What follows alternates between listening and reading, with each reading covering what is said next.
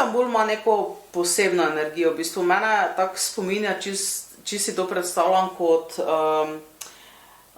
kot ta babilonski stolp, kjer vsi ljudje govorijo vse jezike, kjer se z vsemi razumeš, kjer, ne vem, tudi če ne razumeš jezika, se z ljudmi lahko sporazumeš in mesto ima taki svoj posebni von in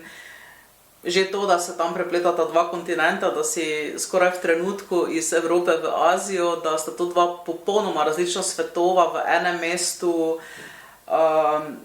ogromno umetnosti je v Istanbulu, res kamorkoli pogledaš je nekaj lepega, mogoče modernega, mogoče nekaj zelo inovativnega, fascinantno mi je ta njihov odnos do živali, recimo teh živali, ki so po mestu, ki so sicer veljajo za zapuščene oziroma da nimajo lastnika, ampak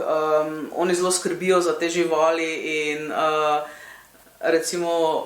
v Haji Sofiji, še predna bila mošeja, smo bila z možem enkrat in je tam kar črna mačka ležala v tistem kropilniku notri in mislim, če si zdaj zamislim recimo Haja Sofija pa Cerkev Svetega Petra, ne, Cerkev Svetega Petra bi to verjetno sprožilo celo akcijo švicarske garde, ne, ampak tam pa to v bistvu nikoga nič ni motilo, mislim, mačka se je tam pustila slikati in se mi zdi taka harmonija vladala tam notri in se mi zdi, kako malo je v bistvu potrebno, da so ljudje srečni, da živijo v nekem sožitju živalmi z vsem tem in da pač ne, tako zelo kompliciramo, je to zelo dosti lažje, ne, pač. Nobenega ni motila tista mačka v glavnem tam in se mi je to zdelo tako, pač v bistvu lepo, no.